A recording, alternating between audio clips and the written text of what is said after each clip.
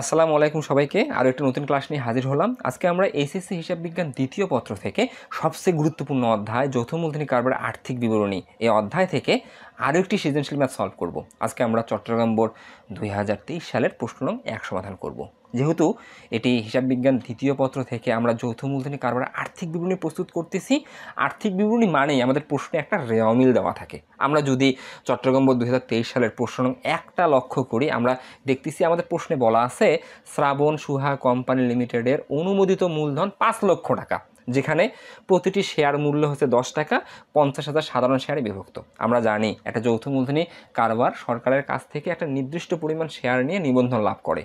আমরা যদি দেখি শ্রাবণ সুহা কোম্পানি সরকারের কাছ থেকে 50,000 সাধারণ শেয়ার নিয়ে নিবন্ধন লাভ করছে, যেখানে প্রতি শেয়ারের আসল মূল্য বা অভিহিত মূল্য 10 টাকা। 2022 সালের 31 ডিসেম্বর তারিখের সমাপ্ত বছরে কোম্পানির রেওয়ামিলটি ছিল নিম্নরূপ। আমরা জানি হিসাবকাল শেষে হিসাবের গাণিতিক শুদ্ধতা যাচাই করার জন্য যে কোনো প্রতিষ্ঠান একটা রেওয়ামিল প্রস্তুত করে থাকে। যেহেতু এটা যৌথ মূলধনী কারবার, 2023 সালে 2022 সালের 31 ডিসেম্বর তারিখে শ্রাবণ সুহা কোম্পানি এই রেওয়ামিলটা প্রস্তুত করছে। রেওয়ামিল মানে আমরা চিরন্তন সত্য বলতে পারি ডেবিট দিকে যে দফাগুলো থাকে, সম্পদসমূহ ডেবিট, ব্যয়সমূহ ডেবিট, সংরক্ষিত আয়ের যে দফাগুলো শেয়ার তোমার হচ্ছে প্রস্তাবিত লভ্যাংশ, তারপর হচ্ছে আয়কর প্রদান, এগুলো কিন্তু আসলে ডেবিট দিকের দফা। ঠিক তেমনইভাবে আমরা বলতে পারি ক্রেডিট দিকে চিরন্তন সত্য হিসাবে শেয়ার মূলধন থাকে, থাকে দায়সমূহ, থাকে আয়সমূহ, থাকে প্রারম্ভিক সংরক্ষিত আয়ের জের, এবং থাকে শেয়ার হোল্ডারদের মালিকানা সত্ত্ব তথা সাধারণ সঞ্চিতি বা সঞ্চিত তহবিল, শেয়ার অধিহার, লভ্যাংশ সমতাকরণ তহবিল, পরিপূরক তহবিল। এই দফাগুলো নিয়েই আসলে মূলত রেওয়ামিল প্রস্তুত করা হয়। তাহলে আমরা যদি দেখি 2023 সালের 31 ডিসেম্বর তারিখের রেওয়ামিলটা আমরা দেখতেছি ডেবিট ক্রেডিট এই 5,85,000 টাকা দ্বারা মিলানো আছে। আমি যে দফাগুলো বললাম সেই দফাগুলো দ্বারা। ওকে, আমরা সমন্বয়গুলো একটু ভালোভাবে পড়ে নেব। সমন্বয় কী বলছে? 1, সমাপনী মজুত পণ্য 35,000 টাকা মূল্যায়ন করা হয়েছে, যার মধ্যে আগুনে বিনষ্ট 5,000 টাকা অন্তর্ভুক্ত আছে।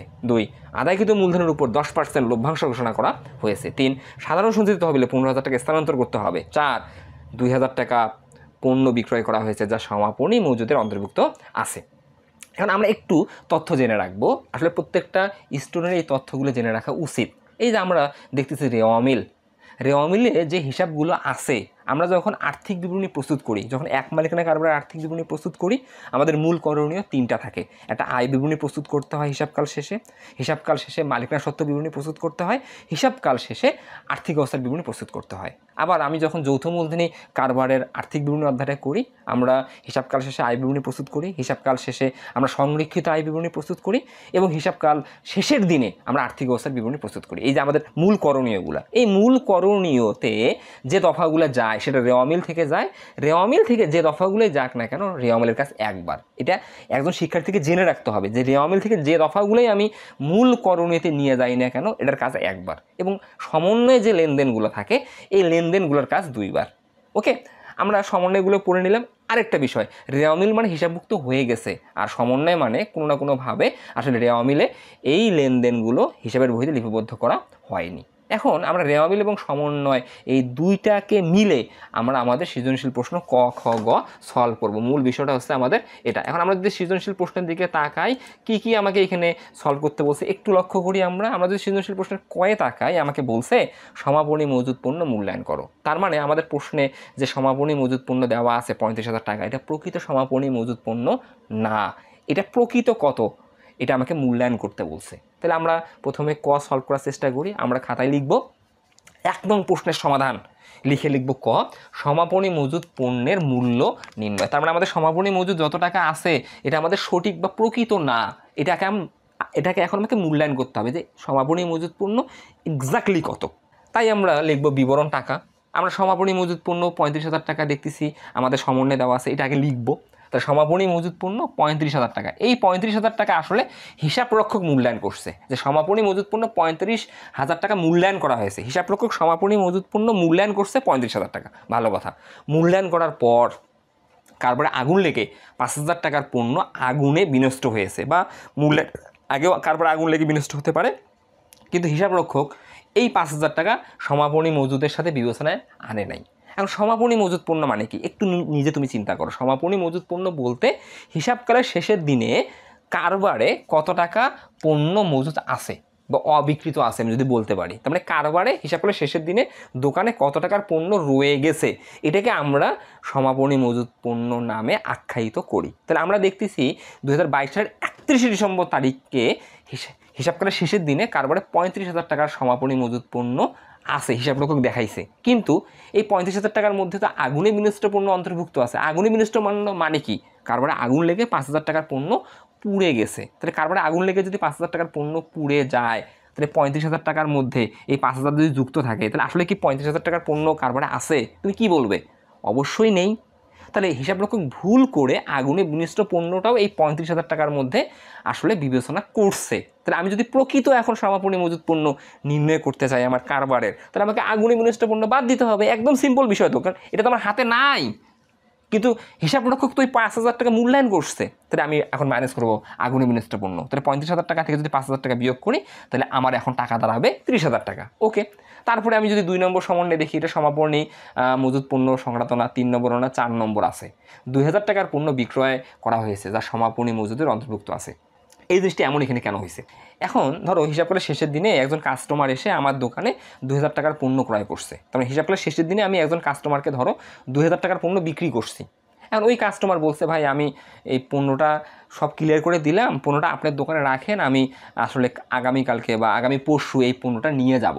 তারপরে আমি একজন কাস্টমারের কাছে 2,000 টাকার পণ্য বিক্রি করছি, বিক্রয় হয়ে গেছে, কিন্তু কাস্টমার আমার দোকানে এই 2,000 টাকার পণ্য রেখে গেছে। হিসাব রক্ষক ভুলে গেছে, যেহেতু দোকানে 2,000 টাকার পণ্য আছে, বিক্রিত পণ্য, হিসাব রক্ষক মনে করছে ওটা বিক্রয় হয় নাই। তো হিসাব রক্ষক ভুল করে কি করছে? ওটা সমাপনী মজুদের মধ্যে যুক্ত করছে। তাহলে সমাপনী মজুদ পণ্য যে হিসাব রক্ষক 35,000 টাকা মূল্যায়ন করলো, এই 35,000 টাকার মধ্যে 2,000 টাকার বিক্রিত পণ্য তো অন্তর্ভুক্ত আছে। তাহলে বিক্রিত পণ্য তুমি কি সমাপনী মজুদের মধ্যে অন্তর্ভুক্ত করতে পারবা? সমাপনী মজুদ পণ্য মানে কি? হিসাবকালের শেষের দিনে যত টাকার পণ্য অবিকৃত আছে, মানে বিক্রয় যত টাকার হয় নাই, সেটাও সমাপনী মজুদ পণ্য। তাহলে এই যে 2,000 টাকার বিক্রিত পণ্য যে ভুল করে হিসাব রক্ষক সমাপনী মজুদের সাথে মূল্যায়ন করছে, তাহলে ভুল করে নাই। এখন প্রকৃত সমাপনী মজুদ পণ্য নির্ণয়ের জন্য তুমি কি করবে? এই 2,000 টাকার বিক্রিত পণ্য বাদ দিবে। তাহলে তুমি লিখবে মাইনাস বিক্রিত পণ্য 2,000 টাকা। তাহলে 30,000 টাকা থেকে যদি আবার 2,000 টাকা বাদ দেই, তাহলে আমাদের প্রকৃত সমাপনী মজুদ পণ্য মূল্যায়ন হবে 28,000 টাকা। তাই আমরা লিখবো অতএব সমাপনী মজুদ পণ্য 28,000 টাকা। এইটা আসলে আমরা এক্স্যাক্টলি মূল্যায়ন করবো। তাহলে আমরা খুব সহজে ক করে ফেলতে পারলাম। আসলে ক এখানে খুবই ইজি, আমরা আরও এটা দ্রুত অ্যান্সারটা করতে পারতাম, কিন্তু বেসিক সহ বুঝাচ্ছি বিধায় আমি একটু সময় নিচ্ছি। ওকে, আমাদের ক ডান। এখন আমরা ক্ষয়ের সমাধান করব। ক্ষয়ে বলছে 2022 সালের 31 ডিসেম্বর তারিখের সমাপ্ত বছরের বিশদ আয় বিবরণী প্রস্তুত করো। আমরা এক মালিকানা কারবারের আর্থিক বিবরণী প্রস্তুত করি আর যৌথ মূলধনী কারবারের আর্থিক বিবরণী প্রস্তুত করি। আমরা হিসাবকাল শেষে আর্থিক ফলাফল তথা নিট মুনাফা বা নিট ক্ষতি নির্ণয়ের জন্য আয় বিবরণী প্রস্তুত করে থাকি। আমরা সেবামূলক প্রতিষ্ঠানের জন্য এক ধাপ বিশিষ্ট আয় বিবরণী প্রস্তুত করি। আমরা পণ্যের প্রতিষ্ঠানের জন্য বহুধাপ বিশিষ্ট আয় বিবরণী প্রস্তুত করে থাকি। আমাকে সেই আয় বিবরণী প্রস্তুত করতে বলছে 2022 সালের 31 ডিসেম্বর তারিখের জন্য। তাহলে আমরা আয় বিবরণী কেন প্রস্তুত করি? নিট মুনাফা বা নিট ক্ষতি নির্ণয়ের জন্য। সেবামূলক প্রতিষ্ঠান হলে এক ধাপ বিশিষ্ট আয় বিবরণী, পণ্যের প্রতিষ্ঠান হলে বহুধাপ বিশিষ্ট আয় বিবরণী। সহজ কথা। আমরা যে অঙ্কটা করতেছি, আমাদের 1 নম্বর সমন্বয়ে দেখছি সমাপনী মজুদ পণ্য আছে। এই যে পণ্য আছে মানে এটা পণ্যের প্রতিষ্ঠান। সহজ কথা। আরও যদি এটা আমরা ডিটেলসে বুঝতে চাই যে কিভাবে বুঝবো এটা পণ্যের প্রতিষ্ঠান, রেওয়া আমলে থাকবে ক্রয় বিক্রয়। কারণ সেবামূলক প্রতিষ্ঠান হলে ক্রয় বিক্রয় থাকবে না, সেবামূলক প্রতিষ্ঠানে সেবা আয় থাকবে। আর যখন পণ্যের প্রতিষ্ঠান, তারা কম মূল্যে পণ্য ক্রয় করে অধিক মূল্যে বিক্রয়ের মাধ্যমে মুনাফা অর্জন করে। একটা যে কোনো ব্যবসায় প্রতিষ্ঠান, আমাদের চোখের সামনে যে প্রতিষ্ঠানে দেখি না কেন, যদি পণ্যের প্রতিষ্ঠান হয়, তার মানে যদি তারা কোনো আসলে দ্রব্য বা বস্তু বিক্রি করে, তাদের ব্যবসার প্রসেসটা কি? আগে তারা কম মূল্যে পণ্য ক্রয় করে দোকানে সাজিয়ে রাখে, দেন ধীরে ধীরে বিভিন্ন কাস্টমারের কাছে তাদের চাহিদা অনুযায়ী বেশি মূল্যে বিক্রয়ের মাধ্যমে মুনাফা অর্জন করে। ওকে, তাহলে আমরা দেখতেছি এটা পণ্যের প্রতিষ্ঠান। এই যে বিক্রয় এবং ক্রয় আছে, তার মানে আমাকে বহুধাপ বিশিষ্ট আয় বিবরণী প্রস্তুত করতে হবে। তাহলে আমরা খাতায় লিখব খ লিখে লিখব প্রতিষ্ঠানের নাম, তার নিচে লিখব আয় বিবরণী, তার নিচে লিখব 2022 সালের ডিসেম্বর তারিখে সমাপ্ত বছরের জন্য। আমাদের জায়গা স্বল্পতার কারণে নাম এবং তারিখটা লিখি নাই, আমি শুধু আয় বিবরণী লিখছি, তোমরা ডিটেলসটা লিখে নিবা। প্রথমে নাম লিখবা, তারপরে আয় বিবরণী লিখবা, তারপরে লিখবা 2022 সালের 31 ডিসেম্বর তারিখে সমাপ্ত বছরের জন্য বিবরণ টাকা টাকা টাকা, টাকার ঘর 3টা করবা। বহুধাপ বিশিষ্ট আয় বিবরণী মানে কি? আমরা 5টা ধাপে এখানে নিট মুনাফা নির্ণয় করব। 5টা ধাপের মধ্যে প্রথমেই আমাদের আসবে পরিচালন আয়, তাই আমরা প্রথম ধাপটা লিখব পরিচালন আয়। পরিচালন আয় বলতে আমরা সহজভাবে বুঝি নিট বিক্রয়কে। নিট বিক্রয় মানে কি? আমাদের রেওয়া মিলে যে বিক্রয় থাকবে, বিক্রয় থেকে আমরা বিক্রয় ফেরত বাদ দিব, রেওয়া মিল থেকে বিক্রয় বাট্টা বাদ দিব, এবং সমন্বয়ে যদি বিক্রয় রিলেটেড কোনো কাজ থাকে আমরা যোগ বিয়োগ করব, করে যে টাকাটা পাবো এটাই নিট বিক্রয়। খুব সহজে যদি আমরা বলি, তাহলে আমরা প্রথমেই দেখতেছি আমাদের 2022 সালের 31 ডিসেম্বর তারিখ পর্যন্ত সারা বছরে বিক্রয় করছে 3 লক্ষ টাকার পণ্য, তাই প্রথমেই লিখব পরিচালনায়, লিখে লিখব বিক্রয়। বিক্রয়ের আসলে রেওয়া মিলে বিক্রয় ফেরত বা বিক্রয় বাট্টা নেই, তাই আমরা রেওয়া মিল থেকে বিক্রয় ফেরত এবং বিক্রয় বাট্টার বিয়োগ করে নেই। এবং সমন্বয়ে যদি আমরা দেখি 1 নম্বর সমন্বয় বিক্রয় সংক্রান্ত না, 2 নম্বর সমন্বয় বিক্রয় সংক্রান্ত না, 3 নম্বর সমন্বয় বিক্রয় সংক্রান্ত না, হ্যাঁ 4 নম্বরে বিক্রয়ের কথা আছে কিন্তু এটা বিক্রয় সংক্রান্ত না, এটা একটু বোঝা জরুরি। 4 নম্বর সমন্বয়ে কী বলছে? 2000 টাকা পণ্য বিক্রয় হয়েছে, অর্থাৎ 2000 টাকার পণ্য বিক্রয় করা হয়েছে যা ভুলে সমাপনী মজুদের অন্তর্ভুক্ত আছে। তার মানে 2000 টাকার পণ্য বিক্রয় করা হয়েছে, এটা কি লেখা আছে? হিসাবভুক্ত হয় নাই। যদি লেখা থাকতো 2000 টাকার পণ্য বিক্রয় করা হয়েছে যা হিসাবভুক্ত হয় নাই, তখন আমি বুঝতাম এখানে যে বিক্রয় 3 লক্ষ টাকা আছে, এই 3 লক্ষ টাকার মধ্যে এই 2000 টাকা অন্তর্ভুক্ত নেই। কিন্তু এখানে কি বলা আছে? 2000 টাকার পণ্য বিক্রয় করা হয়েছে যা সমাপনী মজুদের অন্তর্ভুক্ত আছে, তাহলে এই লেনদেনটা আসলে বিক্রয়ের মধ্যে ইনক্লুডিং আছে, বুঝে নিতে হবে। ভুল করে সমাপনীর মধ্যে যুক্ত করছি, বিক্রয় দেখাইছি, তাই এই 2000-এর সাথে আমরা বিক্রয়ের কোনোরূপ কাজ করব না। কারণ যারা অ্যাকাউন্টিংয়ে একটু উইক তারা এই জায়গায় তোমরা এসে কনফিউশন হতে পারো, এটা আমরা বিক্রয়ের সাথে কি করব। আসলে বুঝে নিতে হবে এটা বিক্রয়ের সাথে যুক্ত আছে, এটা ভুল করে সমাপনীর সাথেও অন্তর্ভুক্ত করা হয়েছে। কেন? কারণ এটা কাস্টমার এখনও তোমার দোকান থেকে নিয়ে যায়নি, অসরবরাহকৃত। তুমি বিক্রয় করছো, বিক্রয় হিসেবে আয় দেখাইছো, কিন্তু কাস্টমার তোমার দোকানে থুয়ে গেছে বিধায় হিসাব রক্ষক ভুলে গেছে, তারা এটা সমাপনী মজুদের সাথে যুক্ত করছে, এটার সাথে বিক্রয়ের কোনো কানেক্টেড নাই। তাহলে আমি বিক্রয় সরাসরি লিখবো 3য় ঘরে 3 লক্ষ টাকা, এটাই নিট বিক্রয়, অর্থাৎ বিক্রয় রিলেটেড কোনো কাজ নাই। তাহলে আমাদের প্রথম শিরোনাম ডান, পরিচালন আয় ওকে।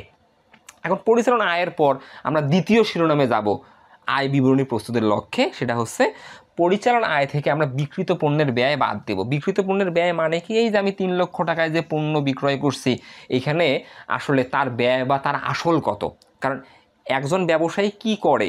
কম মূল্যে পণ্য ক্রয় করে অধিক মূল্যে বিক্রয়ের মাধ্যমে মুনাফা অর্জন করে। এক্সাম্পল, আমি একটা পণ্য 12 টাকায় কিনে 20 টাকায় বিক্রি করলাম, এই 20 টাকা হচ্ছে বিক্রয় মূল্য, আর আমি যে 12 টাকায় কিনছিলাম এটা হচ্ছে ক্রয় মূল্য, অর্থাৎ এই 20 টাকার ব্যয়, বিক্রিত পণ্যের ব্যয়। তাহলে তুমি 12 টাকার পণ্য বিক্রি করলা 20 টাকায়, তুমি লাভ করলা 8 টাকায়, এটাই তোমার ব্যবসায়ের সিস্টেম। তুমি যে 3 লক্ষ টাকায় পণ্য বিক্রি করছো, এই 3 লক্ষ টাকার মধ্যে তোমার আসল বা ইনভেস্ট কত, সেটাই তোমার বিক্রিত পণ্যের ব্যয়। বিক্রিত পণ্যের ব্যয় আমরা যখন নির্ণয় করি, বিক্রিত পণ্যের ব্যয় নির্ণয়ের জন্য প্রথমে আমরা 3টা দফা যোগ করি। কী কী 3টা দফা? আমরা 3টা দফায় রেওয়া মিল থেকে আনি, আমরা একটা একটা চেক করবো আর দেখবো রেওয়া মিলে আছে কিনা।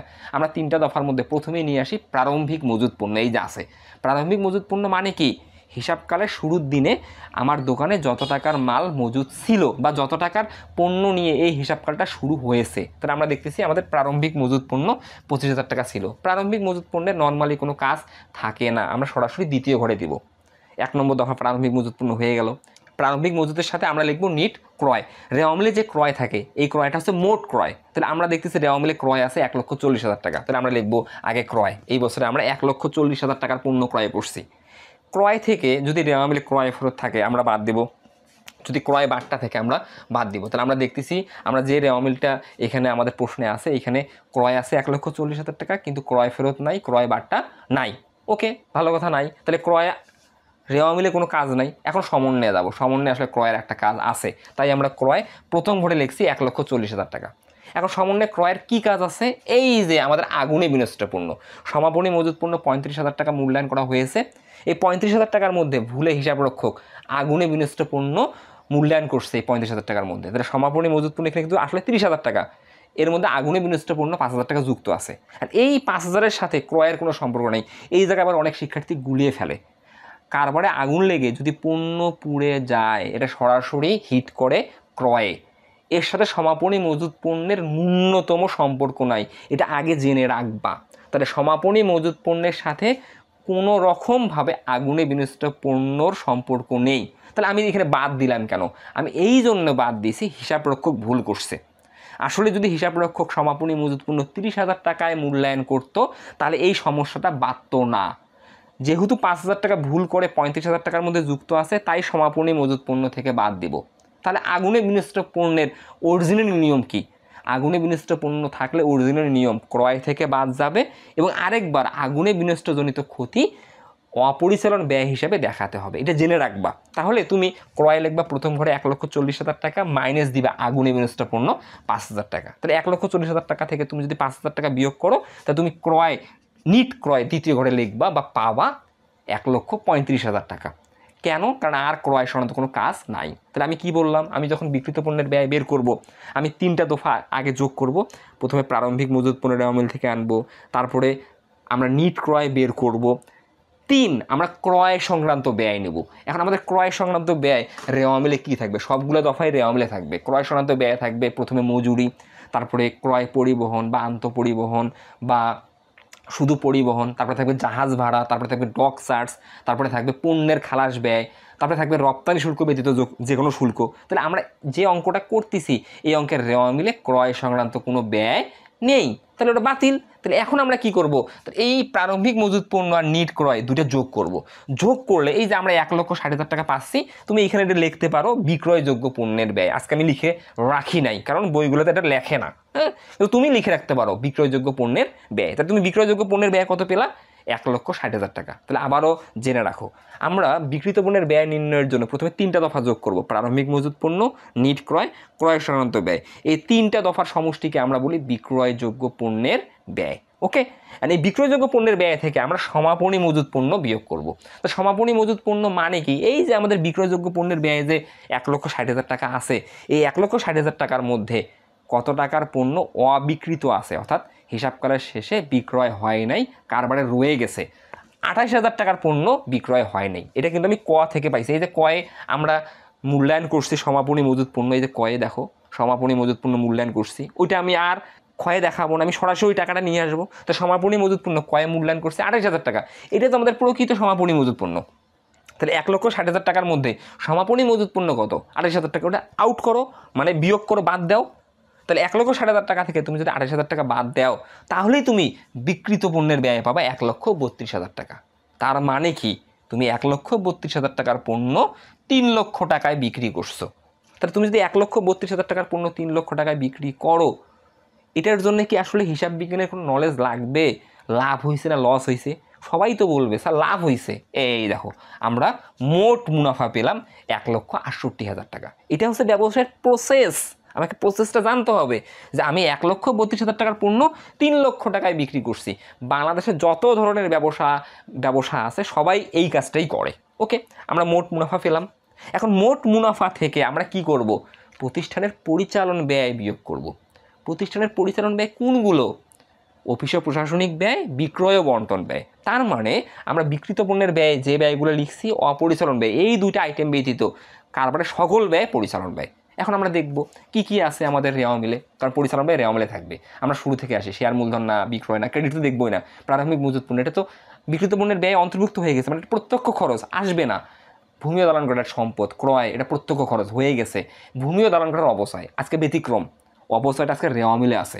অপচয় রেওয়া মিলে থাকার কারণে অপচয় আমি লিখবো, কারণ অপচয়টা আমাদের খরচ রেওয়া মিলে আছে। তাহলে লিখবো ভূমি ও দালানের অবচয়। এই দেখো বাত পরিচালন ব্যয়, শিরোনাম হবে বাত পরিচালন ব্যয়। প্রথমেই কি পেয়েছি আমরা? ভূমি ও দালান কোঠার অবচয়, আমি লিখছি ভূমি ও দালানের, শর্টকাটে লিখছি অবচয়। আমরা দ্বিতীয় ঘরে লিখবো 10,000। ওকে, এরপরে কি আছে? বিনিয়োগ সম্পদ, প্রাথমিক খরচ বলি এটা অলিক সম্পদ। ক্রেডিট তো নিবই না আমরা। এই যে বাড়ি ভাড়া খরচ, এই বাড়ি ভাড়া বলতে আমি আসলে আমার দোকান ঘরকে বুঝাচ্ছি আমরা। তাহলে বাড়ি ভাড়া খরচ হচ্ছে 10,000 টাকা। তাহলে তুমি যে প্রতিষ্ঠানটায় ব্যবসা করো, এটা অন্যের ভাড়া নেওয়া প্রতিষ্ঠান, মাস শেষে ঘর মালিককে তোমাকে ভাড়া দিতে হবে, সেটাই আসলে বাড়ি ভাড়া খরচ। তাহলে এই যে বাড়ি ভাড়া খরচ আমরা দ্বিতীয় ঘরে লিখবো 30,000 টাকা। এদের কোনো কাজ নাই। শেয়ার অবহার, এটা অলিক সম্পদ। ব্যাংক জমা, এটা আমাদের সম্পদ। তাহলে রেওয়া মিলে যে পরিচালন ব্যয় ছিল, যে দুটা আমরা কিন্তু লিখে ফেললাম। এখন সমন্বয়ে দেখবো আমাদেরকে আর কোনো পরিচালন ব্যয় আছে? 1 নম্বর পরিচালন ব্যয় না, 2 নম্বর এটা তো ঘোষণাকৃত লভ্যাংশ, 3 নম্বর এটা ভবিষ্যৎ ব্যবস্থা, 4 নম্বর এটা তো হয়ে গেল, তার মানে আর কোনো ব্যয় নেই। তাহলে এই দুইটাকে নিয়ে আমরা পাচ্ছি পরিচালন ব্যয়। তাহলে পরিচালন ব্যয়ের সমষ্টি কত? 20,000 টাকা। আমরা যদি মোট মুনাফা থেকে পরিচালন ব্যয় বাদ দেই, আমরা পাবো পরিচালন মুনাফা। এই যে পরিচালন মুনাফা। তাহলে আমাদের মোট মুনাফা ছিল 1,68,000 টাকা, সেখান থেকে 20,000 টাকা বাদ দাও, তাহলে তুমি পাবা 1,48,000 টাকা। এইটাই তোমার পরিচালন মুনাফা। তার মানে তুমি কি করলা, আরেকবার রিভাইজ করি আমি। প্রথমে লিখলা পরিচালন আয় 3 লক্ষ টাকা, সেখান থেকে বিক্রিত পণ্যের ব্যয় বাদ দিলে 1,32,000 টাকা, বাদ দিয়ে মোট মুনাফা পেলা 1,68,000 টাকা। সেখান থেকে তুমি পরিচালন ব্যয় বাদ দিলা, মোট মুনাফা থেকে পরিচালন ব্যয় বাদ দিলে আমরা পরিচালন মুনাফা বা ক্ষতি পাই। তার মানে যদি আমাদের আয় বেশি হয় পরিচালন মুনাফা পাবো, তাহলে আয় বেশি দরকার। মোট মুনাফা 1,68,000 টাকা, পরিচালন ব্যয় 20,000 টাকা। তাহলে আমরা বিয়োগ করলে থাকে কত? আয়ের অংশ 1,48,000 টাকা। এটাকেই আমরা কি নামে আখ্যায়িত করি? পরিচালন মুনাফা। এই পরিচালন মুনাফার সাথে আমরা অপরিচালন আয় যোগ করি। অপরিচালন আয় ব্যবসায় প্রতিষ্ঠানে কোনগুলো? আধুনিক হিসাব বিজ্ঞানে আমরা বিক্রয় ব্যতীত সকল আয়কে অপরিচালন আয় নামে জানি। তাহলে আমরা যদি এই প্রতিষ্ঠানের জন্য দেখি, আমরা কিন্তু রেওয়া মিলে কোনো দফা পাইনি অপরিচালন আয়। হ্যাঁ, আমরা পাইছি সম্পদে 10% বিনিয়োগ 35,000 টাকা। তার মানে আমি 10% সুদে বিনিয়োগ করছি কত টাকা? 35,000 টাকা। তাহলে এই 35,000 টাকার উপর আমি 10% হিসাবকাল শেষে সুদ পাবো, কারণ আমি লাভের উপর টাকা দিছি 35,000 টাকা। কত পার্সেন্ট সুদে? 10% সুদে। তা তুমি হিসাবকালের শেষের কি করবা? এই 35,000-এর 10% বিনিয়োগের সুদ নামে আয় দেখাবা। তা তুমি লিখবা এই যে যোগ, লিখবা যোগ অপরিচালন আয়, লিখে লিখবা বিনিয়োগের সুদ, বিনিয়োগের সুদ। তাহলে 35,000-এর 10% বিনিয়োগের সুদ হচ্ছে 3,500। তাহলে আর কি এখানে অপরিচালন আয় আছে? এখানে আয়ের সাথে একটাই দেখতেছি, বিনিয়োগের সুদ। তাহলে তুমি যদি 1,48,000-এর সাথে 3,500 যোগ করো, তাহলে তুমি এখন মুনাফা পাবা 1,51,500 টাকা। এটা 4 নম্বর ধাপ করার পর। 5 নম্বর ধাপে তুমি কি করবা? তুমি অপরিচালন ব্যয় বাদ দিবে। এই লিখবা বাদ, এই যে বাদ অপরিচালন ব্যয়। অনেকে তোমরা বলো আমি সামনে চলে এসে, আমার কথাগুলো একটু বোঝার চেষ্টা করো, তাহলে তুমি লিখতে পারবা। এই যে বাদ অপরিচালন ব্যয়। অপরিচালন ব্যয় আমরা কাকে নিয়ে আসি? অপরিচালন ব্যয় হিসেবে আমরা আনি সুদ বাবদ যে কোনো ব্যয়কে, আমরা আনি বিবিধ ক্ষতিকে বা আগুনে বিনষ্টজনিত ক্ষতিকে, আমরা আনি স্থায়ী সম্পত্তি বিক্রয়জনিত ক্ষতিকে, আমরা আনি শিক্ষানবিশ ভাতা। এই কয়টা দফা তুমি মনে রাখবা। তাই আমি আবারও বলতেছি, সুদ বাবদ যে কোনো ব্যয়, বিবিধ ক্ষতি বা আগুনে বিনষ্টজনিত ক্ষতি, স্থায়ী সম্পত্তি বিক্রয়জনিত ক্ষতি, শিক্ষানবিশ ভাতা। এই দফাগুলোর মধ্যে আমরা যদি দেখি, তারপর কোন দফা আছে? প্রথমে আমরা দেখতেছি সুদ আছে, এই যে 8% বন্ধকি ঋণ। তার মানে এবার আমরা লাভের উপর টাকা নিছি, আমি লাভের উপর টাকা দিলে বিনিয়োগ, আর আমি লাভের উপর টাকা নিলে ঋণ। আমি 25,000 টাকা ঋণ নিছি, কত পার্সেন্ট সুদে নিছি? 8%। তাহলে আমাকে প্রতি বছর শেষে এই 25,000 টাকার উপর 8% ঋণের সুদ প্রদান করতে হবে। এটা আমাদের ব্যয়। সুদ বাবদ যে কোনো ব্যয় অপরিচালন ব্যয়। এই যে লিখবো আমি ঋণের সুদ। তাহলে 25,000-এ যদি 8% কাটি, আমি ঋণের সুদ পাবো 2,000 টাকা। পার্সেন্ট কেটে বসে দেবো, কারণ এখানে মাসের কোনো ঝামেলা নেই, কারণ ব্র্যাকেটে কোনো মাস নাই। তারপরে আমাদের অপরিচালন ব্যয় কী আছে? আমি যে দফাগুলো বললাম, আমাদের আগুনে বিনষ্টজনিত ক্ষতি আছে। এই যে সমনের নাম্বার হচ্ছে আমাদের 1। এই যে কারবারে আগুন লেগে 5,000 টাকার পণ্য পুড়ে গেছে, এইটাই লিখবো আমরা আগুনে বিনষ্টজনিত ক্ষতি। এই যে আগুনে বিনষ্টজনিত ক্ষতি 5,000 টাকা। তাহলে এখন আমাদের আর কি কোনো দফা আছে? যে দফাগুলো বলছি আমি নাই। তাহলে আমরা এই দুইটা ব্যয় যোগ করে আমরা দিয়ে দেব তৃতীয় ঘরে। তাহলে অপরিচালন ব্যয়ের সমষ্টি কত? 7,000 টাকা। তাহলে আমি যদি 1,51,500 টাকা থেকে এই 7,000 টাকা বিয়োগ করি, তাহলে আমরা বিয়োগ ফল পাবো কত? 1,44,500 টাকা। এইটা কি মিন করে? এইটা আমার নিট মুনাফা। তাহলে আমি মালিক, আমি যে জন্য ব্যবসা করতেছি আমার লাভের আশায়, সেই লাভটা এটাই হচ্ছে আমার। সব পক্ষকে টাকা প্রদান করার পর আমার টাকা এই বছর আমার লাভ হচ্ছে 1,44,500 টাকা। ওকে, খুব ইজি আমরা বুঝতে পারবো। হ্যাঁ, আমাকে অ্যাকাউন্টিংয়ের বেসিক জানতে হবে। অ্যাকাউন্টিংয়ের বেসিক জানলেই আমি আর্থিক বিবরণী করতে পারবো, অন্যথায় কিন্তু আমার আর্থিক বিবরণী অনেক টাফ। আমি আসলে তোমাকে বেসিকগুলো বোঝানোর জন্যই দীর্ঘদিন থেকে কাজ করে আসতেছি। জানি না আমি কতটুকু বোঝাতে পারতেছি তোমাদেরকে, কিন্তু আমি চেষ্টা করতেছি। ওকে, তাহলে আমরা কিন্তু খুব সহজে আয় বিবরণী প্রস্তুত করতে পারলাম। এখানে ডিটেলস আয় বিবরণীটা কিন্তু আজকে আমরা প্রস্তুত করলাম। এখানে আমি আরেকটা জিনিস আবারও বলি, আগুনে বিনষ্ট পণ্য থাকলে মাথায় রাখবে, এটা কম্পালসারি। আগুনে বিনষ্ট পণ্য থাকলে একবার ক্রয় থেকে বিয়োগ হবে, আরেকবার অপরিচালন ব্যয় হিসাবে তোমাকে দেখাতে হবে। কিন্তু হিসাবরক্ষক যদি ভুল করে সমাপনী মজুদ পণ্যের সাথে যুক্ত করে তখন সমাপনী মজুদ পণ্য থেকে বাদ যাবে। এটা আসলে নিয়মের মধ্যে পড়ে না, ভুল করে যুক্ত করলে বাদ দেবো। ওকে, তাহলে আমরা খুব সহজে খ করে ফেলতে পারলাম। খ আমাদের ডান। এখন আমরা গয়ের সমাধান করব। গয়ে বলছে 31 ডিসেম্বর 2022 তারিখে আর্থিক বিবরণী সম্পদ পার্শ্ব দেখাও, অর্থাৎ আর্থিক অবস্থার বিবরণী সম্পদ পার্শ্ব দেখাও। তারপরে আমাকে আর্থিক অবস্থার বিবরণী প্রস্তুত করার মাধ্যমে সম্পদ পার্শ্ব দেখাতে বলছে। আমরা বারবার বলতেছি আমি তোমাদেরকে, আমরা আয় বিবরণী কেন প্রস্তুত করি? হিসাবকাল শেষে নিট মুনাফা বা নিট ক্ষতি নির্ণয়ের জন্য। আমরা সংরক্ষিত আয় বিবরণী কেন প্রস্তুত করি?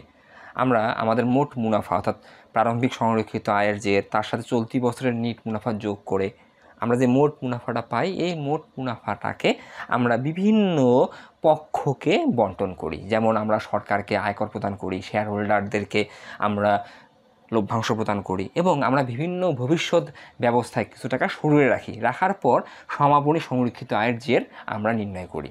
ঠিক তেমনইভাবে আমরা আর্থিক অবস্থার বিবরণী কেন প্রস্তুত করি? হিসাবকালের শেষের দিনে কারবারে মোট কত টাকা সম্পদ আছে তা নির্ণয়ের জন্য, কারবারে মোট কত টাকা দায় ও মালিকানা স্বার্থ আছে অর্থাৎ শেয়ার হোল্ডারদের শর্ত আছে তা নির্ণয়ের জন্য। তাহলে আর্থিক অবস্থার বিবরণী প্রস্তুত করার মাধ্যমে আমরা জানতে পারি মোট সম্পদের পরিমাণ, আমরা জানতে পারি মোট শেয়ার হোল্ডারদের শর্ত ও দায়ের পরিমাণ। তাহলে আমাকে এখানে বলছে 31 ডিসেম্বর 2022 তারিখে কারবারের সম্পদ নির্ণয় করো, মোট সম্পদ নির্ণয় করো। তার মানে কি, আমাকে আর্থিক অবস্থার বিবরণী প্রস্তুত করার মাধ্যমেই তো মোট সম্পদের পরিমাণ নির্ণয় করতে হবে। তাহলে তুমি লিখবে গ, প্রতিষ্ঠানের নাম লিখবে, তার নিচে লিখবে আর্থিক অবস্থার বিবরণী, ব্র্যাকেটে লিখবে আংশিক, তার নিচে লিখবে 2022 সালের 31 ডিসেম্বর তারিখের জন্য। ভুল করে সমাপ্ত বছর লেখা যাবে না। লিখবে সম্পদ, টাকা টাকা টাকা, যেহেতু একটা তাই লিখবে এখানেই সম্পদ। এখন আমরা আর্থিক অবস্থার বিবরণীতে মোট সম্পদকে 4টা শ্রেণীতে বিভক্ত করে আমরা মোট টাকা নির্ণয় করি। 4টা শ্রেণীর মধ্যে প্রথমেই আমরা লিখি স্থায়ী সম্পদ। প্রথমে আমরা লিখব স্থায়ী সম্পদ। স্থায়ী সম্পদ আমরা দেখব আমাদের প্রশ্নে অর্থাৎ রেওয়া মিলে কী কী আছে, আমরা দেখলেই বুঝতে পারবো এই অঙ্কে স্থায়ী সম্পদ আমাদের কী কী আছে। তাহলে আমরা যদি রেওয়া মিলটা চেক করি, আমরা দেখতেছি শেয়ার মূলধন না, বিক্রয় না, প্রারম্ভিক মজুদ না, এই ভূমি ও দালান কোঠা। আজকে ইন্টারেস্টিং একটা বিষয় আছে, শুধু কিন্তু একটাই আমাদের আসলে স্থায়ী সম্পদ আছে। তাহলে প্রথমেই লিখবো আমরা ভূমি ও দালান কোঠা। এখন আমরা স্থায়ী সম্পত্তিকে পুস্তক মূল্যে হিসাবের বহিতে লিপিবদ্ধ করি। আমরা স্থায়ী সম্পদ ভূমি ও দালান কোঠা বা আসবাবপত্র বা কলকাবজা লিখে প্রথম করে লিখি মাইনাস করি পুঞ্জীবিত অবস্থায়। পুঞ্জীবিত অবস্থায় মানে কি, আমরা স্থায়ী সম্পদ ক্রয় করার পর আজ পর্যন্ত যত টাকা আমরা ব্যবহারজনিত ক্ষয় করছি আমরা ওটাকে পুঞ্জীবিত অবচয় নামে দেখিয়ে আমরা সম্পত্তির ক্রয় মূল্য থেকে পুঞ্জীবিত অবচয়ে বিয়োগ করে আমরা আসলে সম্পত্তি মূল্যায়ন করি, মানে পুস্তক মূল্য দেখাই। কিন্তু আজকে কি হয়েছে, আমাদের ভূমি ও দালান কোঠা 2,50,000 টাকা আছে, আজকের অঙ্কে ভূমি ও দালান কোঠার অবচয় 10,000 টাকা আছে। এই ভূমি ও দালান কোঠার অবচয় আজকে রেওয়া মিলে আছে, খুবই গুরুত্বপূর্ণ কিন্তু এটা অনেকে দেখা গেছে একটু জিনিসের কারণেই কিন্তু অঙ্ক ভুল করে আসছে। যে অবচয় যদি রেওয়া মিলে থাকে আমি কি করব, আমি তোমাদেরকে ক্লাসের শুরুতেই বুঝাইছি যে রেওয়া মিলের কাজ একবার, অবচয় তো ব্যয়, অবচয় কি ব্যয়, যেহেতু অবচয় ব্যয়, এই অবচয় শুধুমাত্র আয় বিবরণীতে বসবে, কারণ ব্যয় মানে তার জায়গা কি আয় বিবরণী। কোথা থেকে লিখলে, রেওয়া মিল থেকে লিখলে, বুঝতে হবে তোমাকে। তাহলে অবচয় কোথায় আছে, রেওয়া মিলে আছে। রেওয়া মিলের কাজ কয়বার, একবার। অবচয় মানে কি ব্যয়, পরিচালন ব্যয়, আমরা তো আয় বিবরণীতে লিখছি। তাহলে এই অবচয়ের কাজ কি আমি দ্বিতীয়বার করতে পারবো না। কিন্তু এই অবস্থাটা যদি আমাদের রেওয়া মিলে না থাকে, সমন্বয়ে থাকতো, তাহলে এটা 2বার কাজ হইতো। কেন 2বার কাজ হতো একটু তোমাকে বলি। অবচয় যাবে দেখি, ধরো ভূমি দালান করার অবস্থাটা এইখানে আছে, এটা যাবে দেখি অবচয় হিসাব ডেবিট, পুঞ্জীবিত অবচয় হিসাব ক্রেডিট। অবচয় হিসাব ডেবিট, এই অবচয়টা আমি একবার পরিচালন ব্যয় হিসেবে দেখাবো। পুঞ্জীবিত অবচয় আমরা ভূমি দালান কোঠা থেকে বিয়োগ করব, কারণ আমরা কি করি, আমরা স্থায়ী সম্পত্তি লিখে মাইনাস করি পুঞ্জীবিত অবস্থায়। ভালো করে বুঝো বিষয়টা। তাহলে আমরা যদি ভূমি ও দালান কোঠার অবস্থায় সমন্বয়ে পেতাম, তাহলে যাবেদা কী করতাম, অবচয় হিসাব ডেবিট, পুঞ্জীবিত অবচয় হিসাব ক্রেডিট। অবচয় হিসাব ডেবিট হওয়ার জন্য আমরা ওটাকে পরিচালন ব্যয় দেখাতাম, আমরা পুঞ্জীবিত অবচয়ের জন্য আমরা এই স্থায়ী সম্পত্তি থেকে বিয়োগ করতাম। কিন্তু অবচয় আমাদের কোথায় আছে, আমাদের আছে রেওয়া মিলে। রেওয়া মিলে অবচয় মানে ব্যয়, এটার কাজ একবার। ওকে, খুবই গুরুত্বপূর্ণ। তাই আমরা ভূমি ও দালান কোঠা একদম সরাসরি লিখছি 3য় ঘরে। আর একটা বিষয় বলি যে আসলে বিয়োগ করলাম না কেন, এটা কি আসলে বিয়োগ হবে না, বিয়োগ হবে, বিয়োগ করাই আছে। রেওয়া মিলে থাকার অর্থ আসলে আমরা ভূমি ও দালান কোঠা যে 2,50,000 টাকা দেখতেছি, আসলে কারবারে ভূমি ও দালান কোঠা 2,60,000 টাকা ছিল। 2,60,000 টাকা থেকে 10,000 টাকা বিয়োগ করে এখানে 2,50,000 টাকা লিখিয়ে দেওয়া আছে। কারণ রেওয়ামিল মানে কি হিসাবভুক্ত হয়েছে, অবশ্যই রেওয়ামিলে লেখা হয়েছে মানে হিসাবভুক্ত হয়েছে, মানে কি অবশ্যই ব্যয় হিসেবে দেখানো হয়েছে এবং আরেকবার এখানে বিয়োগ করেই দেখাইছে। দেখছো বিষয়টা দেখানো হয়েছে, এই জন্য আমি আর বিয়োগ করবো না।